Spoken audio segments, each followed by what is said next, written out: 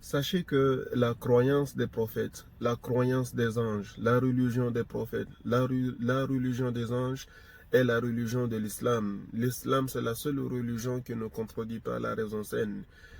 Et cette croyance, elle est un devoir pour tout musulman de croire que Allah, le Créateur, il n'a pas de ressemblance avec la créature, que Allah, le Créateur, il n'a ni une longueur, ni une largeur, ni une épaisseur, ni une pesanteur, ni une profondeur, que Allah n'a pas une couleur, Allah n'est ni noir, il n'est ni jaune, il n'est ni rouge, il n'est ni transparent, que Allah n'est ni en haut, ni en bas, ni devant, ni en arrière, ni à droite, ni à gauche, que Allah le Créateur, il n'a pas un visage, il n'a ni une tête, ni des yeux, ni des oreilles, ni une bouche, ni une langue, ni une poitrine, ni un ventre, ni un dos, ni un pied, ni un tibia, ni une main, ni un avant-bras, et ni les parties intimes. Allah ne ressemble à rien et rien ne ressemble à Allah.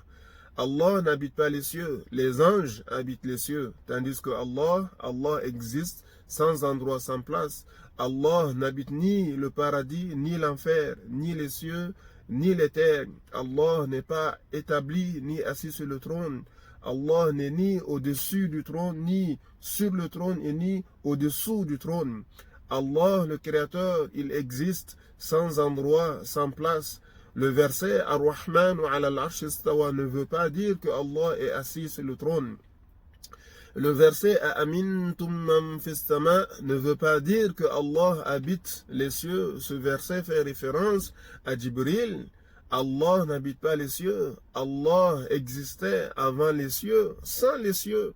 Après que Allah a créé les cieux, Allah ne change pas d'un état à un autre. Alors il existe sans cieux, parce que celui qui change d'un état à un autre a nécessairement besoin de celui qui le fait changer.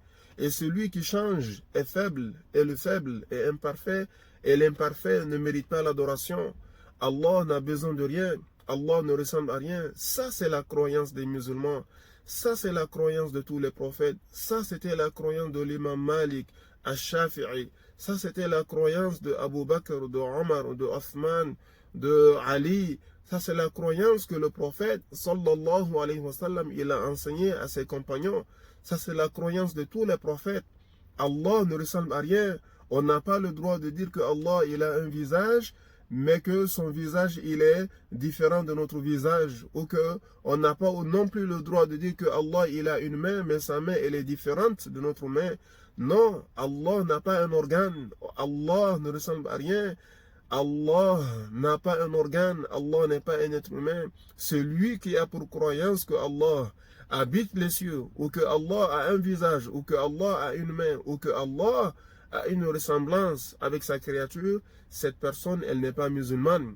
Et il y a un devoir pour lui de dire les deux témoignages, de dire je témoigne qu'il n'est de Dieu que Allah et je témoigne que Muhammad est le messager de Allah. Ainsi la personne, elle devient musulmane. Ainsi la personne, quand elle fera une prière ou un jeûne ou un contrat de mariage ou un hajj, alors ses actes d'adoration seront valides.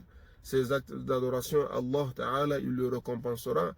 Mais si la personne a pour croyance que Allah habite les cieux, alors la personne n'est pas musulmane. Ces actes d'adoration ne seront pas acceptés de la part de Allah parce qu'elle n'est pas musulmane. Ça, c'est la croyance des musulmans. Faites attention, apprenez la science de la religion comme Allah Ta'ala l'agrée et comme le messager de Allah sallallahu alayhi wa sallam l'agrée. Que Allah nous guide sur le droit chemin et que Allah il nous facilite le bien. Walhamdulillahi Rabbil Alamin.